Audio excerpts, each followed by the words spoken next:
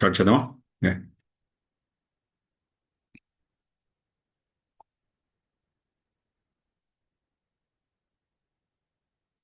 3 సార్లు ఓంకారం చెప్దాం. తర్వాత శ్రీ గురుభ్యో నమ. హరి ఓం. గురుర్బ్రహ్మ. ఓం. ఓం. ఓం. గురుర్బ్రహ్మ గురుర్విష్ణు గురుర్దేవో మహేశ్వరः. గురుः సాక్షాత్ పరం బ్రహ్మ తస్మై శ్రీ గురవే నమః. అఖండమండలాకారం వ్యాప్తం యేన చరాచరం త్వత్పదం దర్శితం యేన తస్మై శ్రీ గురవే నమః. గురవే సర్వలోకానాం విషజే భవరోగిణాం నిధయే సర్వవిద్యానాం దక్షిణామూర్తయే నమః. ఓం నమః ప్రణవార్థాయ శుద్ధజ్ఞానైకమూర్తయే నిర్మలాయ ప్రశాంతాయ దక్షిణామూర్తయే నమః. సదాశివసమారంభాం శంకరాచార్యమధ్యమాం అస్మశ్రీగురుపర్యంతాం వందే గురుపరంపరాం. వక్రతుండమహాకాయ కోటిసూర్యసమప్రభ నిర్విఘ్నం కురు మే దేవ సర్వకార్యేషు సర్వదా. ఓం నమః శివాయ. అందరికీ నమస్కారం అండి. ఈరోజు శివసూత్రముల జ్ఞాన చర్చకు అందరికీ స్వాగతం, సుస్వాగతం. ఓం నమః శివాయ. సో లాస్ట్ క్లాస్లో ఏమైందో అదొకసారి చూ చూద్దాం. సరే, చూసుకుని ముందుకెళ్ళిపోదాం. ఓకే, టచ్ చేసుకుంటాం. సో లాస్ట్ క్లాస్లో మనం చూసింది ఏమంటే జాగ్రత్త ద్వితీయకర. ఎస్ అండి, ఒక నిమిషం.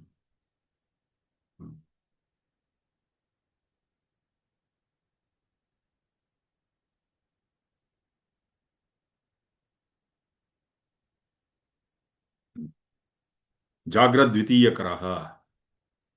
ఏమి జాగ్రత్త ద్వితీయకర అంటే ఇప్పుడు ఏమేమి జరుగుతుందో ఇది ఆల్రెడీ సూక్ష్మంలో జరిగిపోయింది. అర్థమవుతుంది కదా? అది ఇప్పుడు స్థూలంలో జరుగుతోంది. సూక్ష్మంలో ఫస్ట్ అయిపోతుంది ఇవన్నీ. తర్వాత సూక్ష్మంలో ఇది ఎలాగంటే ఫిలిం షూట్ చేసి ఆ తర్వాత దీన్ని థియేటర్లో స్క్రీన్ మీద మనం చూపిస్తారు కదా. సో ఆల్రెడీ షూట్ అయిన సినిమా ఇది. మన జీవితం అనేది ఇప్పుడు నెక్స్ట్ ద్వితీయ మళ్ళీ స్థూలములో సూక్ష్మంలో అంతా అయిపోయింది. ఇది స్థూలంలో వస్తుంది. ఇదే గురుగారు చాలా మాట్లాడుకున్నాం దీని గురించి.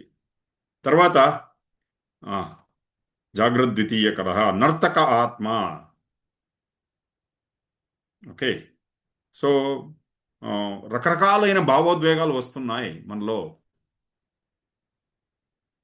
ఒక నర్తకుడు, ఒక నటుడు ఏ రోజుకి ఏ ఏ భావాన్ని వ్యక్తం చేస్తున్నాడో 100% వ్యక్తం చేస్తాడు. దుఃఖం చూపిస్తే దుఃఖం, సుఖం, కరుణరసం చూపిస్తే నవరసాల్లో ప్రతి ఒక్కదాన్ని 100% వ్యక్తం చేస్తాడు. ఆ తర్వాత ఒకదాని నుంచి ఇంకో దానికి ఈజీగా షిఫ్ట్ అయిపోతుండే, ఎందుకంటే నటన చేసి చూపిస్తూ ఉండేది. అయితే మన జీవితంలో ఈ జీవితం అనే నాటకంలో మనం కూడా ఆత్మ అనే నర్తకుడు ఉన్నాడు. కోపం వస్తే దాని నుంచి బయటపడడానికి సమయం తీసుకుంటున్నాం. దుఃఖం వస్తే దాని నుంచి బయటపడడానికి సమయం తీసుకుంటున్నాం. అయితే ప్రతిరోజు గురుగారు ఏం చెప్తున్నారంటే ప్రతిరోజు కొత్త కొత్త భావాలు వస్తున్నాయి.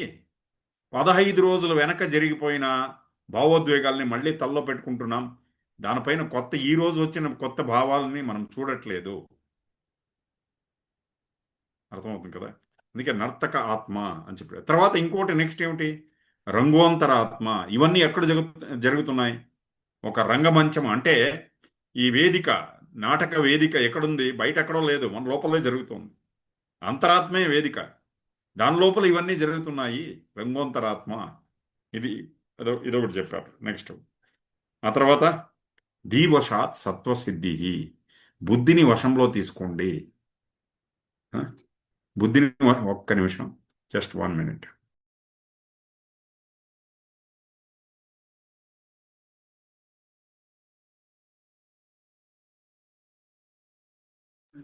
అందరికీ రిక్వెస్ట్ ఏంటంటే వీడియోస్ ఆన్ చేయండి.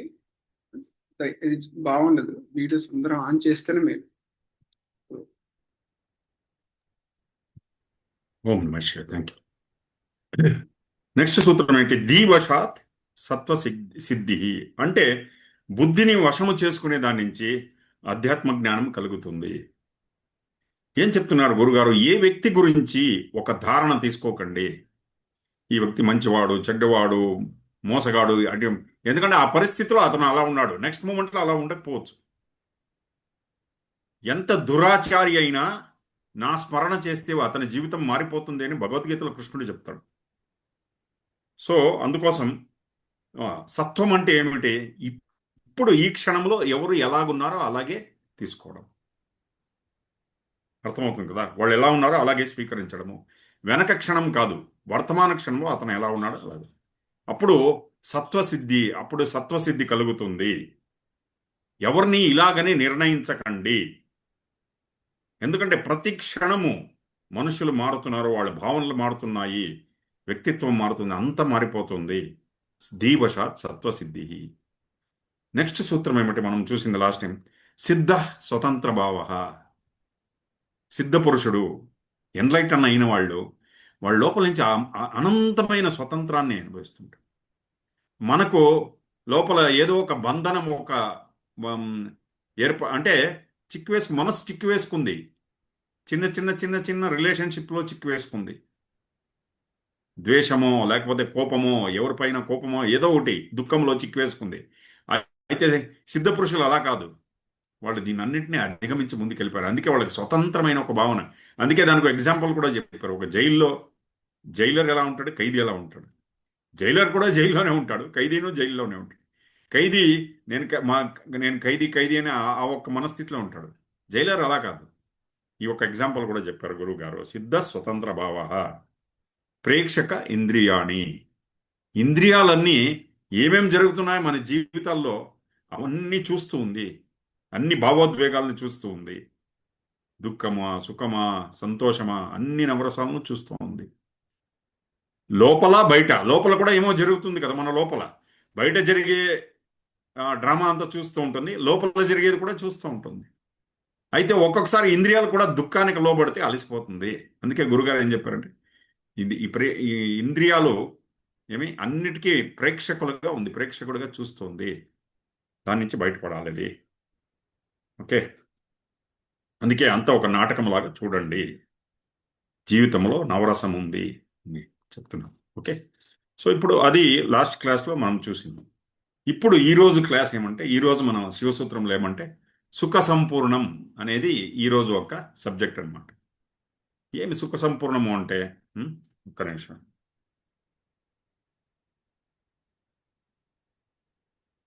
స్టార్టింగే ఫస్ట్ సూత్రం ఈ రోజుది బీజావధానం అంటారు. మొదటో సూత్రం వచ్చి బీజావధానం.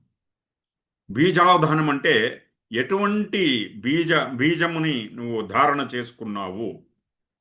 బీజం అంటే విత్తనం అని. ఒక ఒక పొలంలో మంచి విత్తనాలు దాన్ని చల్లుతారు. అలాగే కలుపు ముక్కలు అవన్నీ అవంతికి అవి పెరిగిపోతుంది. దానికేం ప్రత్యేకమైన కృషి చేయనక్కర్లేదు. కలుపు ముక్కలు అవన్నీ వచ్చేస్తాయి అదెందుకు అదే. ఆ? అప్పుడు ఆ తోటని అక్కడ వ్యవసాయం చేసేవాడు ఏం చేస్తాడంటే ఆ కలుపు ముక్కలన్నీ తీసేస్తారు. అప్పుడే పంట బాగా వస్తుంది. లేకపోతే కలుపు ముక్కలు ఏం చేస్తుంది, సారమంతా అది లాక్కుని అది బాగా పెరుగుతుంది, పంటకి పంట దెబ్బతింటుంది. అందుకే వ్యవసాయదారుడు ఏం చేస్తాడంటే, ఒక రైతు ఆ కలుపు ముక్కలన్నీ తీసేస్తాడు. అందుకే గురుగారు ఏం చెప్తున్నాడంటే, అలాగే మన లోపల సంతోషం అనే విత్తనాన్ని వేసుకోవాలి. మన లోపల ఇవన్నీ ఉన్నాయి. సంతోషం అనే విత్తనం ఉంది, దుఃఖం అనే విత్తనం ఉంది, సుఖం అనే విత్తనం ఉంది, తృప్తి అనే విత్తనం ఉంది, అతృప్తి అనే ఒక బీజం ఉంది. ఇన్ని రకరకాలైన విత్తనాలు మన లోపల ఉన్నాయి. అంటే బీజములు. బీజావధానం అంటే ఏం చెప్తున్నారంటే, చూడు ఎటువంటి బీజము నీ లోపల ఉంది అని చెప్తున్నారు. మన లోపల ఎటువంటి బీజం ఉంది చూసుకోండి. అక్కడ కలుపు ముక్కలు ఉంటే తీసి పారేయండి. శివతత్వం అనే విత్తనాన్ని నాటండి మనస్సులో. శాంతతత్వం అనే విత్తనాన్ని నాటుకోండి. ప్రసన్న తత్వం అనే విత్తనాన్ని నాటుకోండి. ప్రేమతత్వం అనే విత్తనాన్ని నాటు. అవి సరిగ్గా పెరగకపోతే బాగా నీరు వేసి పెంచండి, దానిపైన కృషి చేయండి. ఇది చెప్తున్నారు గురుగారు. దానికి కావలసిండే సాధనాన్ని చేయండి. కలుపు ముక్కలు పెంచుకోవడానికి ఏ సాధన చేయనక్కర్లేదు. ద్వేషమా, కోపమా, దీనికన్నా ఏ సాధన చేయనక్కర్లేదు, అదే కదా వచ్చేస్తుంది. అయితే ఇవన్నీ పెంచాలంటే దీనికి సాధన చేయాలి. దానికి బీజావధానం. అర్థమవుతుంది కదా. నెక్స్ట్ సూత్రము, ఒక్క నిమిషం. నెక్స్ట్ సూత్రం గురువుగారు ఏం చెప్తున్నా అంటే, ఆసనస్థ సుఖం హృదయ నిమజ్జతి. ఆసనస్థ సుఖం హృదయ నిమజ్జతి. నీకు చాలా సుఖమైన ఆసనంలో కూర్చో, నీ హృదయంలో కరిగిపో అలాగే. నిమజ్జనం అంటే ఏమిటి? మనం గణపతి పండుగ వస్తుంది, వరసిద్ధి వినాయక వ్రతం చేస్తాం. గణపతిని తీసుకెళ్లి నిమజ్జనం చేస్తాం, నీటిలో కలిపి కరిగిపోతుంది. అలాగే నీ లోపల నువ్వు నిమజ్జనం, కరిగిపో నువ్వు.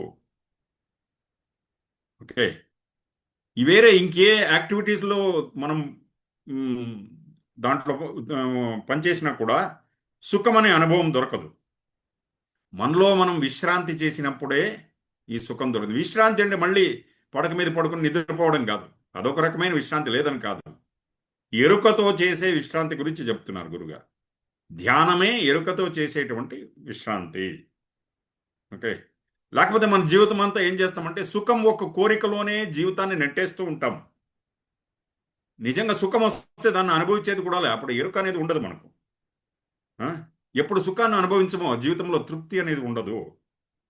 అందుకే మీకు చాలా ప్రీతిపాత్రమైన ఒక ఆసనములో కూర్చోండి. మీకు చాలా సుఖమైన ఆసనములో, ఒక శాంతమైన స్థలములో కూర్చోండి. మీలో మీరే మీ మై మరచిపోవడం నేర్చుకోండి. చూడండి ఎంత డీటెయిల్గా చెప్తున్నారు గురుగారు. ఒక్కొక్క పాయింట్ అలాగే తీసుకెళ్తున్నారు. మై మరచిపోవడం అంటే ఎలాగా?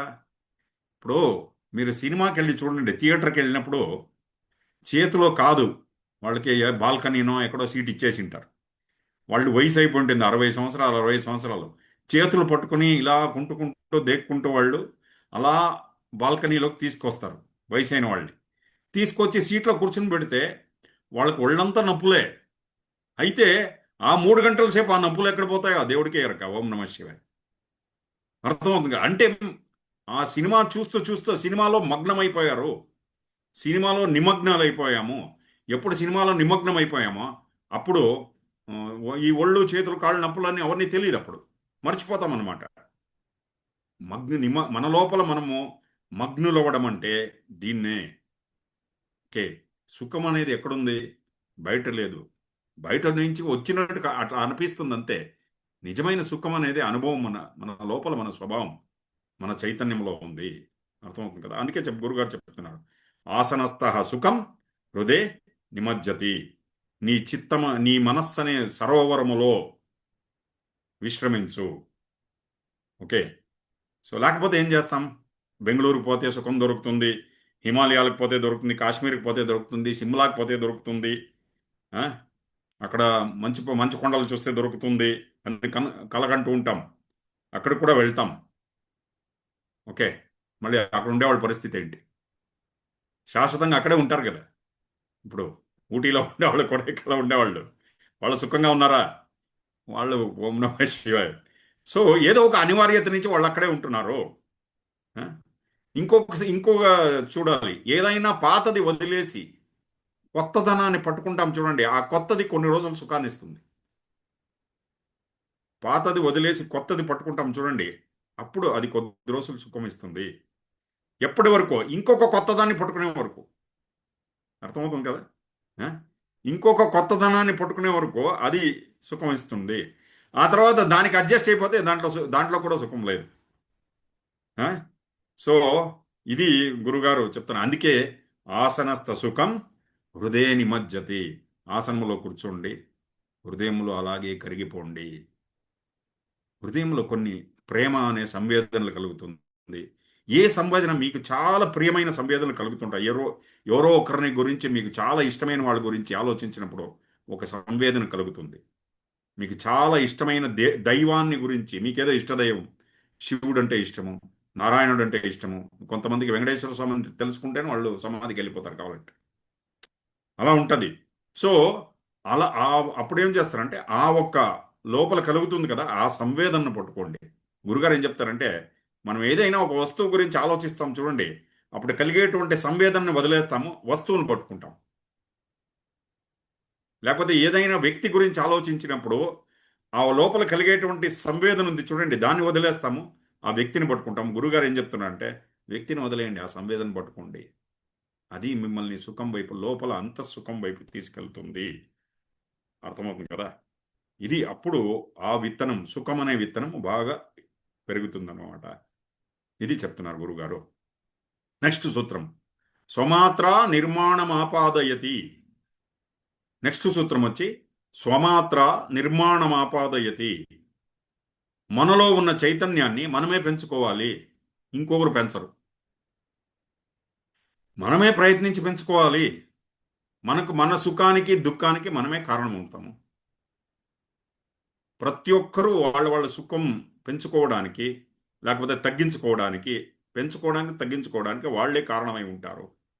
ఎంత ఆత్ముడిలో మనము లీనమవుతామో అంత సుఖము. ఉం? మనం ఏం చేస్తాం? అంతా దేవుడికి వదిలేశానండి, ధ్యానం చేయండి. దేవుడు ఎప్పుడు కరుణ చూపిస్తే అప్పుడు ధ్యానం. ఆయన ఎప్పుడు పిలిపించుకుంటాడో అప్పుడు బెంగళూరు ఆశ్రమానికి పోతా, లేకపోతే అడ్వాన్స్ కోర్సు, లేకపోతే ఇంకేదో ధ్యానమో, లేకపోతే ఇంకేదో ఫాలో అప్. కూడా ఏం ఫాలో అప్ రావట్లేదు అంటే అంతా గురువుగారు ఎప్పుడు పిలిపిస్తే అప్పుడు ధ్యానం. అంటే ఎప్పుడు చేయిస్తే మాదేముందండి, అంత గురువుగారిదే. మనం ఎంత మేధావులంటే ఓం నమ శివాయ. అయితే ఏదన్నా ఒక చీర కొనుక్కోవాలంటే, ఏదైనా ఒక నెక్లెస్ కొనుక్కోవాలంటే, ఇంకేదో ఒక పని చేయాలంటే దానికి పురుషార్థం ఇక్కడ గురువు గారు చెప్తున్నారు. ఓం నమ శివాయ. దయచేసి మా మాతృమూర్తులు తిట్టకండి నన్ను ఎవరు. ఓం నమ శివాయ. ఏమి ఇది ఇక్కడ గురుగారు చెప్తున్నారు, అది మీకు ఓం నమ శివాయ చెప్పుకుంటున్నాను అంతే. ఏమి దానికోసం పగలు రాత్రి కష్టపడతాము ఏమిటి? ఆ? ధర్మ అర్థ కామం కోసము. ఏమి మనకు జీవితం ఇప్పుడు ఒక పెళ్లి చేయాలంటే జీవితం అంతా కష్టపడి కూడబెట్టుకున్న డబ్బంతా 3 రోజుల్లో ముగిచ్చేస్తాం. ఓం నమ శివాయ. 50, 40, 50 లక్షలు వెళ్ళిపోతాయి కదా. ఆ? గురుగారు ఏం చెప్తున్నారంటే అదే 3, 4 రోజులు వచ్చి కాస్త ధ్యానం చేయండి. మీకోసం మీరు, ఆ? అందరి కోసం పనిచేస్తున్నారు, మీకోసం మీరు చేయండి. ఆ? నా తలలో రాసింటే సత్సంగానికి పోవాలని అవుతుంది లేండి. అప్పుడు చాలా వేదాంతము కృష్ణుడు కూడా చెప్పలేదు భగవద్గీతలో, అలా చెప్తారు. ఓం నమ శివాయ. ఆ? ఇది ఆ? ఆ తర్వాత మన జీవితంలో ఇక్కడ ఇంకోటి చెప్తున్నారు గురుగారు. ఈ రోజు మనం ఏమేమి అనుభవిస్తున్నామో ప్రపంచంలో, ఇదంతా ప్రారంధము నుంచి అనుభవిస్తున్నాము. బికాజ్ ఆఫ్ ప్రారంధ. మన ప్రీవియస్ లైఫ్ ప్రారంభం ఏముందో, ఎవరెవరు ఎంత ప్రశంసించాలి మనల్ని, ఎంత మన జీవితంలో గెలవాలి, ఎంత సంపద రావాలి, ఇవన్నీ ప్రారంధం నుంచి వస్తుంది. మనం పురుషార్థం వేయాలంటే దేనికి పురుషార్థం వేయాలి? సుఖంగా, మనలో సుఖాన్ని పెంచుకోవడానికి, సంతోషాన్ని పెంచుకోవడానికి పురుషార్థం వేయాలి. అది చెప్తున్నారు. మనం ఏం చేస్తున్నాము? ఏది వస్తుందో దానికి మన పురుషార్థాన్ని వేస్తున్నాము. ఓకే. మనలో ఇంత జడత్వం ఉండేదానికి ఎవరు అంటే మనమే కారణము. అర్థమవుతుంది. ఇంకాస్త ముందుకెళ్ళారు గురుగారు. వింటున్నారా? అరిగాలు విత్ మీ. యా. బాగా తినేస్తాం, వెతుక్కుంటూ పోయి తింటాం. నేతిలో ముంచిన ఇడ్లీలు, దానిపైన అదేదో పౌడర్ రైస్ ఇస్తాడు, అక్కడ వెతుక్కుంటూ రాత్రి 12 గంటల పోయి దోశలు తినేసి వస్తాం. అంతా బాగా పీకల దాకా తినేసి మెడిటేషన్ కావాలంటే ఎక్కడి నుంచి అవుతుంది? అర్థమవుతుంది కదా. అందుకే తినే ఆహారం పైన కూడా గమనం ఉండాలి. శరీరానికి ఎంత తేలిగ్గా ఉండే ఆహారం కావాలో అది. ఉమ్. సో ఈ నాలిక ఒక చపలం ఉంది చూడండి, అది ఏ రోజుకి తీరదు, ఉండే దాకా ఉంటుంది. ఎక్కువగా తినేది కూడా ఒక రోగమే, అది కూడా ఒక రోగమే అని చెప్తున్నారు గురువుగారు. ఇంకోటి, మనకి ఎటువంటి ఇది లేకపోయినా కాస్త శరీరం వంచి ఆసనాలు చేయడము, దానికి మనస్సు ఇష్టపడదు. జరుగుతుంది. నేను యోగా చేయాలని ఉంటే గురువుగారు చూపిస్తారులేండి. ఉం? సో ఎందుకు చేయాలి? ఏదైనా మనకి ఎందుకంటే ఈ ట్యాబ్లెట్ అయితే ఈజీగా ట్యాబ్లెట్ వేసుకుని నీళ్ళు మింగేస్తే, ఓం నమ నీళ్ళు తాగేస్తే పోతుంది కదా. అది ఎందుకు చేయాలి? ఎందుకు కష్టపడాలి? ఆశ్రమం ఎందుకు చేయాలి? ఇప్పుడు శరీరంలో తూకం అంటే మన బరువు తగ్గించుకోవాలంటే చాలా రెడీమేడ్ ఉపాయాలన్నీ వచ్చేసాయి ఇప్పుడు. దానికి శరణైపోయాం మనం. మన జీవితంలో సహజంగా లభ్యం ఉండేటువంటి ఆసనాలు కానీ ఇంకోటి కానీ మరొకటి కానీ దాని పట్ల మనం మనము గమనం ఇవ్వము. అందుకే గురుగారు ఏం చెప్తున్నా అంటే స్వమాత్ర నిర్మాణమాపాదయతి. ఉమ్, అర్థమవుతుంది కదా. నెక్స్ట్ సూత్రం వచ్చి విద్యా వినాశే జన్మ వినాశ. నెక్స్ట్ సూత్రం విద్యా వినాశే జన్మ వినాశ.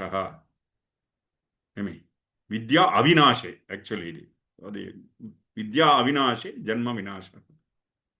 సో ఈ ఆత్మజ్ఞానం ఉంది కదా, ఇది ఈ ఆత్మజ్ఞానంలో పూర్తిగా మనం దిగితే ఇంకొక జన్మ తీసుకురావాల్సిన అవసరం లేదు. మనం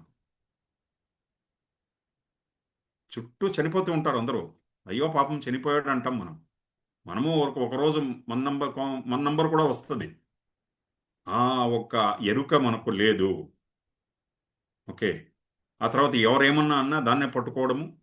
ఆ తర్వాత మళ్ళీ స్టార్ట్. ఓకే. కలహము, పనికిరాని మాటలు, ఇది చెప్తున్నారు గురువు. కలహము, దీని అన్నిటి నుంచి, పనికిరాని మాటల నుంచి మనలో ఉన్న కొద్దిపాటి జ్ఞానం కూడా ఓం నమ శివాయ వెళ్ళిపోతుంది అది. ఆ తర్వాత మన లోపల భయము ఇవన్నీ పుట్టుకొస్తాయి. అర్థమవుతుంది. కలుపు ముక్కలు అదెందుకదే పెరుగుతాయి. చింత చేయడం ఎవరూ నేర్పించనక్కర్లే, అదెందుకదే ఆవహించేస్తుంది. అదెందుకదే సంతోషంగా ఉండాలి అనేదాన్ని నేర్పించాలి. ఇప్పుడు ఒక చిన్న ఎగ్జాంపుల్ ఏమంటే, మీకు ఏం శాస్త్రి గారు ఇలా చెప్తారని అనుకోకండి. సారాయి అంగడి ఊరు బయట ఉంటుంది, ఎదుక్కుంటూ పోతారు అందరూ. అర్థమవుతుంది కదా.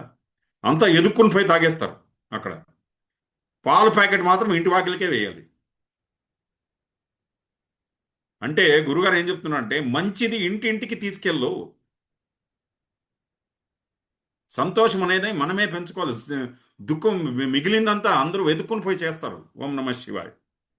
అందుకే గురుగారు ఏం చెప్తున్నా అంటే ఎందుకు జన్మ తీసుకొచ్చాం మనము? ఏదో ఒక అవిద్య, ఈ కోరికల వల్ల, ఇంకోరి పైన ద్వేషం వల్ల, కలహము వల్ల ఇవన్నీ లోపల ముద్రలు పడిపోతుంది మనస్సు పైన. మనస్సు పైన ముద్ర పడి మళ్ళీ ఆ అతృప్తి, ఆ ఏదో ఉద్వేగము మనస్సులో, అది మళ్ళీ ఈ జన్మ తీసుకురావడానికి కారణమైపోతుంది.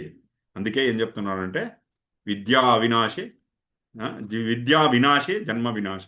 విద్యా అవినాశే జన్మ వినాశ. నెక్స్ట్ సూత్రము కవర్గాదిషు మహేశ్వరాద్యా పశుమాతర.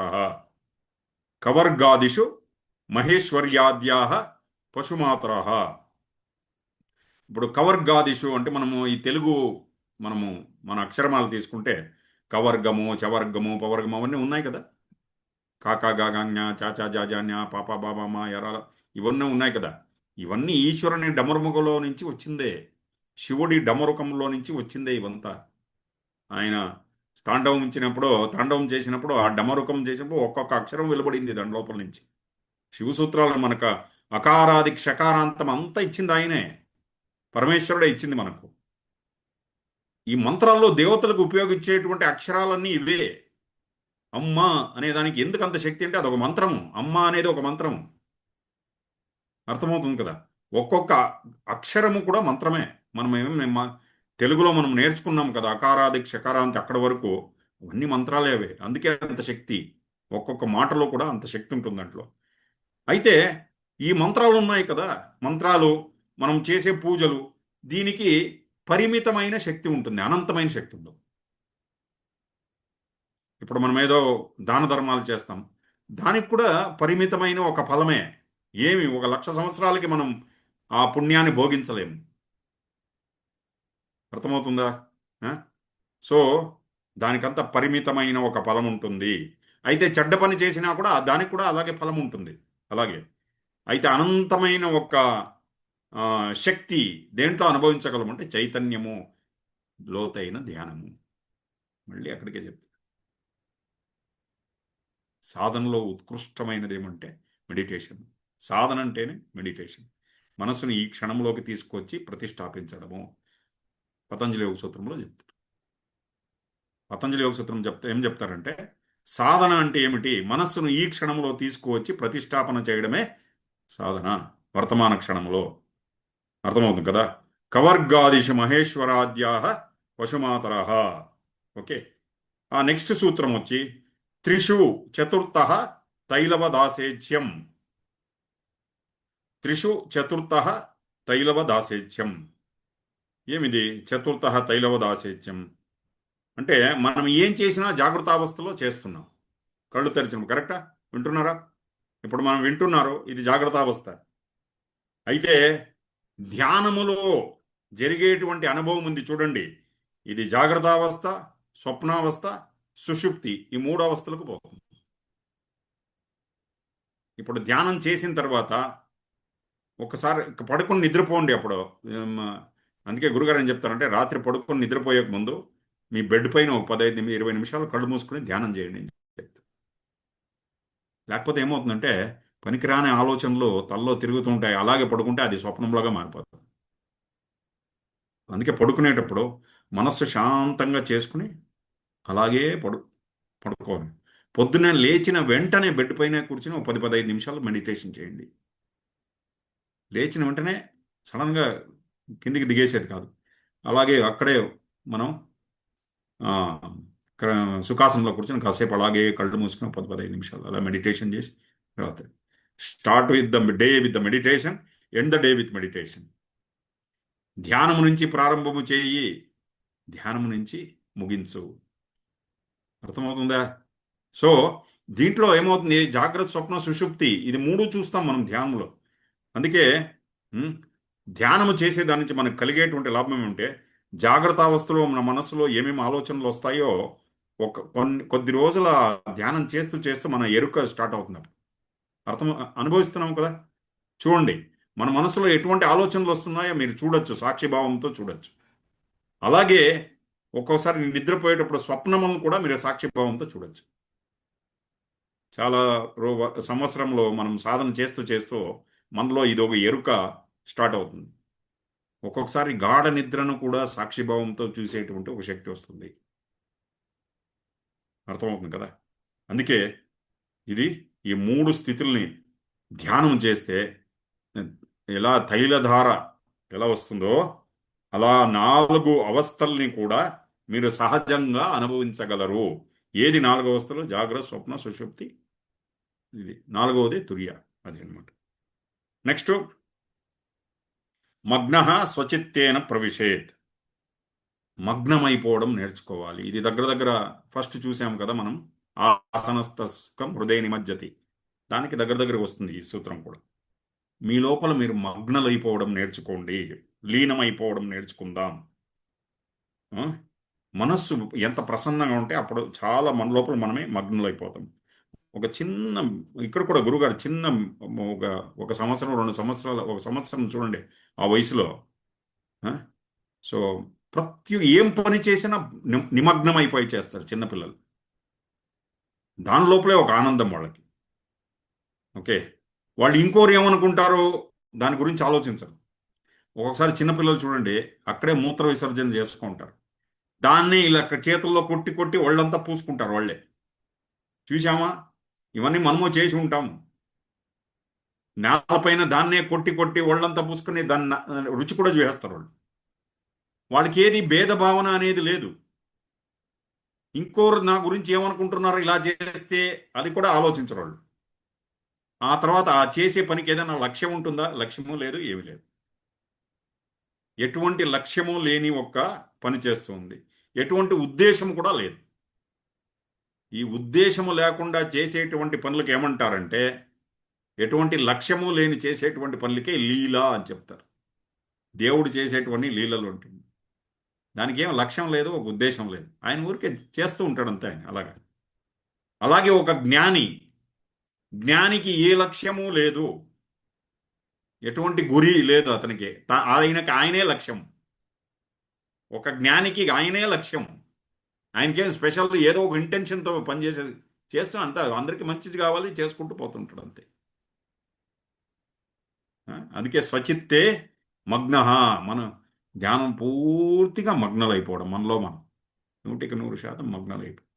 చూడండి, ప్రతి ఒక్క సూత్రము కూడా ఆత్మము వైపే తిప్పుతూ ఉన్నది. అర్థమవుతుందా? మన వైపే మనల్ని తిప్పుతుంది. ఆత్మ అంటే ఎవడు? శివుడే. లోపల ఉన్నది ఆయన శివుడే. ఆయన ఆయన అందుకే శివ సూత్రాలు ఇది. అర్థమా? మన లోపల ఉన్న చైతన్యం వైపే తిప్పుతున్నది మనల్ని. బాహ్యములో నుంచి అంతరం, మన లోపల ఇన్వర్డ్ జర్నీ, అంతర్ముఖం వైపు తీసుకెళ్తుంది మనల్ని. లేకపోతే గురుగారు ఏం చెప్తారో, శివుడు త్రిశూలం పెట్టుకుని వస్తాడని వెయిట్ చేయకండి. అదంతా సినిమాల్లో సాధ్యం అంతే. ఆయనకన్నా పెద్ద శక్తిని అనుభవించండి ధ్యానం చేసి. ఆయన స్వరూపం ఏంటి? ఆకాశ స్వరూపుడు. మన లోపల ఉన్నాడు ఆయన. వస్తాడు వస్తాడు వస్తాడంటే దాన్నే భ్రాంతి దర్శనము అంటారు. అర్థమవుతుంది కదా? సో ఇది ఓం నమ శివాయ. ఆ, అందుకే గురుగారు ఏం చెప్తున్నారంటే, మీ లోపల మీరు మగ్నులైపోండి ధ్యానం ద్వారా. ధ్యానంలో ఏదో కనబడాలని ప్రయత్నించకండి. ఆ, ఎలా కరిగిపోవాలి అలాగే. ఒక మ్యూజిక్ వేసుకుని దాని లోపలే 100% మునిగిపోవడం. ఏదైనా ఒక సంగీతాన్ని వేసుకుని, లేదా ఒక మా అద్భుతమైన ఒక సంగీతం వేసుకుని దాంట్లోనే మునిగిపోవడం. ఒక భజన వేసుకుని దాని లోపలే మునిగిపోవడం. ఇది మగ్న. దాని లోపల నిమగ్నం అయిపోవడం. మగ్న స్వచిత్తేన ప్రవిశేత్. నెక్స్ట్ వచ్చి ప్రాణ సమాచారే సమదర్శనం. నెక్స్ట్ సూత్రం వచ్చి ప్రాణ సమాచారే సమదర్శనం. ఏం చెప్తారు గురుగారు? ఏమో గురుగారు, నాకు నా లోపల నేను నిమగ్నం అవ్వడానికి కాలేదండి, ఎంత ప్రయత్నించినా. ఏం చేయాలి? అంది గురుగారు ఏం చెప్తారంటే, సోహం సోహం సుదర్శన క్రియ చేయి, నీ లోపలికి నువ్వు వెళ్ళిపోతావు. అందుకే ఇచ్చానండి గురుగారు చెప్పి. ఆ? సో అది చేసినప్పుడు మనసులో ఎటువంటి ఉద్వేగం ఉన్నా, శోకం ఉన్నా, దుఃఖం ఉన్నా మనస్సు తేలిగ్గా అయిపోతుంది.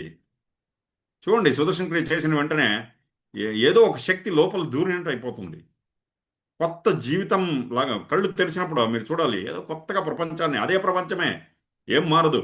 అయితే ఏదో ఒక చైతన్యం. అందుకే శరీరంలో ప్రాణశక్తిని పెంచుకోవాలి. ఎప్పుడు ప్రాణశక్తిని పెంచుకుంటామో అప్పుడు మనస్సు అలాగే మగ్నం అయిపోతుంది. సామాన్యంగా ఏమవుతుంది? అందరూ వింటున్నారా? Are you all with me? Yeah. సామాన్యంగా ఏమవుతుందంటే మన శ్వాసలో ఒక బ్యాలెన్స్ ఉండదు. సమాచారే అంటే సమమైన ఆచారము లేదు అక్కడ. ఎంత శ్వాస తీసుకుంటామో అంతే, బయట వదిలేది ఉండదు. ఇక్కడ దుఃఖంలో ఏమవుతుంది? ఆ?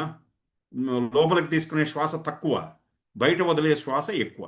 చూడండి, దీర్ఘమైన శ్వాస బయట వదులుతూ ఉంటాం. సుఖం ఉన్నప్పుడు దీర్ఘమైన శ్వాస తీసుకుంటాం, బయట వదిలే శ్వాస చిన్నగా వదులుతాం అన్నమాట. ఏదైనా పరిమళాన్ని తీసుకున్నప్పుడు కూడా ఆహా అని ఒక శ్వాస తీసుకుంటాం, దీర్ఘమైన శ్వాస తీసుకుంటాం.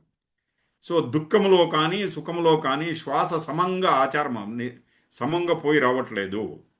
అందుకే శరీరం అంతా ప్రాణ సంచారం ఒక ఒకే ఒకే రకంగా జరగాలి.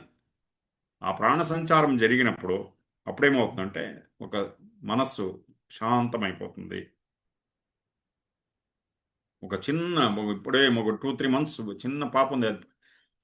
శ్వాస తీసుకునేటప్పుడు చూడండి, ఆ పొట్ట కదులుతూ ఉంటుంది కదా, యోగిక్ బ్రీదింగ్ అంటారు. మనం ఫస్ట్ డే హ్యాపీనెస్ ప్రోగ్రాంలో అది చెప్పిస్తాం. పొట్ట పైన ఒక చేయి పెట్టుకుంటాం, ఛాతి పైన ఒక చేయి పెట్టుకుంటాం. పట్టుకుని మీరు ఎక్కడి నుంచి శ్వాస తీసుకుంటున్నారో అది చెప్తారు. అప్పుడు యోగిక్ బ్రీదింగ్ కూడా చెప్తారు అప్పుడు. ఓకే. సో మనకు ఎటువంటి ఉద్వేగము, భయము, సో ఇటువంటిది ఉంటే ఆ శ్వాసలో తెలిసిపోతుంది. అది శ్వాసలోనే కంపనం ఉంటే, శ్వాసలోనే ఆ, శ్వాస సరిగ్గా లేదంటే జీవనం స్థిరంగా ఎక్కడ, శ్వాసే స్థిరంగా లేదంటే మన జీవితం స్థిరంగా ఎక్కడ ఉంటుంది? అది చెప్తున్నారు గురుగారు. శ్వాస స్థిరంగా లేదంటే జీవితం స్థిరంగా ఉండదు. అర్థమవుతుంది కదా? సో దానికోసం ఆ, ప్రాణ సమాచారే సమదర్శనం. మన చైతన్యంలో శాంతి కలగాలంటే ప్రాణ సంచారం కరెక్ట్గా ఉండాలి. నెక్స్ట్ సూత్రం వచ్చి మధ్యే వరప్రసవ. నెక్స్ట్ సూత్రం మధ్యే వరప్రసవ. ఏమిది? సాధన చేసేటప్పుడు అప్పుడప్పుడు కొన్ని విఘ్నాలు వస్తాయి. విఘ్నాలు ఉండేదే రావడానికి. విఘ్నాలు వస్తాయి అన్నీ. దాని గురించి ఎక్కువగా పట్టించుకోకండి. ఓ గురుగారు చెప్పిందంతా చేశాము, ధ్యానం చేశాము, అయినా నా లోపల ఏదో మార్పు కరగలేదు అని అనుకోకండి. ఎంత సత్సంగం చేశామండి, ఏం ప్రయోజనం? ఆ? ఇంకెందుకు పోవాలి ఈ సత్సంగాలకి? మార్పు ఉంటుంది, మనం గమనించట్లేదు, మనం చూడట్లేదు దాని లోపల. ఇప్పుడు ఇంట్లో ఒక 60-65 సంవత్సరాలు పెద్దవాళ్ళు ఉంటారు. చిన్నపిల్లలు, ఓ నువ్వు ఎన్నో సంవత్సరాల నుంచి ధ్యానం చేస్తున్నావు అని చెప్తున్నావు, అప్పుడప్పుడు మా మీదంతా కోప్పడతావు నువ్వు, ఇదేనా ధ్యానం ఒక ఎఫెక్ట్ అని వాళ్ళు కెలుకుతారు మనల్ని, పెద్దవాళ్ళని. అర్థమవుతుంది కదా? సో అప్పుడు కూడా మనస్సు, అవును కదా, నేను ఎందుకు చేయాలి మెడిటేషన్, నెక్స్ట్ డే నేను మెడిటేషన్ చేయను, ఆ స్థితికి పోకండి. ఆ? వాళ్ళు అది కూడా చెప్తారు ఇంట్లో, నువ్వు అడ్వాన్స్ కోర్స్ చేసి వచ్చిన కొత్తలా బాగున్నావు, ఒక వారం రోజులు మళ్ళీ అదే స్థితికి వచ్చేసావంట. ఇదేం పెద్ద ఆశ్చర్యపోకండి, ఇటువంటి విఘ్నాలు వస్తూనే ఉంటాయి, పెద్ద అతిశయోక్తి ఏం కాదు. దీన్ని లైట్గా తీసుకోండి. గురుగా అది చెప్తున్నాను, దీన్ని లైట్గా తీసుకోండి. ఆలస్యం అనేది వస్తుంది పోతుంది. ఏ వ్యక్తి అయినా 100 సంవత్సరాల ఆలస్యంలో ఉండడు. కుంభకర్ణుడు కూడా ఆరు ఆరు నెలలకు ఒకసారి లేచి కూర్చుని భోంచేశాడు కదా. 6 నెలలకు ఒకసారి లేచేవాడు, 6 నెలలు నిద్రపోయేవాడు, అప్పుడు 6 నెలలకు ఒకసారి లేచి కూర్చున్నాడు కదా. మనమేం కుంభకర్ణులు కాదు కదా. అందుకే గురుగారు ఏం చెప్తున్నారంటే, ఏమి, ఎంత బద్ధక రత్నుడైనా ఎప్పుడో ఒకసారి బెడ్ మీదే ఉండడానికి సాధ్యం లేదు. ఎప్పుడైనా చాలు నాకు పిచ్చెక్కిపోయింది, అంత ఆలస్యం అంటే నా జీవితంలో అంత బద్ధకం అయిపోయింది అని లేచి కూర్చోవలసిందే అతను. మనం ఏం చేస్తాం, దేవుళ్ళనే పడుకోబెట్టేశాం. గురుగారు అదే చెప్తారు, దేవుళ్ళనే పడుకోబెట్టేశాం మనము. ఆ?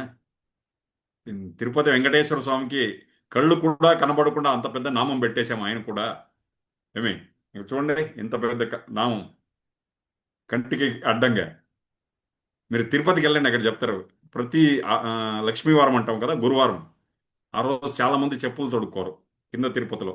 నేను ఒక కోర్స్ చేసేకి వెళ్ళాను కింద తిరుపతిలో, ఆర్ట్ ఆఫ్ లివింగ్ కోర్స్ 2002-3 ఆ టైంలో వెళ్తే, కొంతమంది చెప్పులు వేసుకోరు, కొంతమంది ఆ రోజు నాన్ వెజ్ అంతా తినరు, కొంతమంది వాళ్ళు చెప్తారు మేము అబద్ధాలు కూడా చెప్పము ఈరోజు, ఎందుకంటే స్వామి ఈరోజు కళ్ళు నేత్ర దర్శనం అంటే ఆ రోజు నామం చిన్నగా చేసేస్తారు. స్వామి చూస్తున్నాడు అంటే మిగిలిన వారం రోజులు చూడ్డా ఆయన. అలా కాదండి, నామాలతో మూసేశారు కదా కంటిని. అంటే అదే చెప్తున్నా ఏమే. సో అలాగనే సో అందుకోసం గురుగారు ఏం చెప్తారంటే, దేవునికే మోసం చేసాం, ఇంక మనల్ని మనం మోసం చేసుకుంటున్నాం మనం కూడా. ఏమే, దీన్ని లైట్గా తీసుకోండి, చాలా తీవ్రంగా తీసుకోకండి ఊరికే. ఓకే. అందుకోసం గురుగారు ఇటువంటివన్నీ వస్తుంటాయి జీవితంలో అప్పుడప్పుడు. బద్ధకం అనేది అనిపిస్తుంది, సోమరిపోతనం అనిపిస్తుంది. దాని నుంచి మనమే బయట రావాలి. ఆ బయట వచ్చినప్పుడే, ఓకే, మనం మన లోపల ఒక పరిణామం అనేది జరుగుతుంది అని చెప్పి ఈరోజు శివసూత్రం ఇక్కడితో సంపన్నమైంది. ఓం నమ శివాయ. Thank you very much for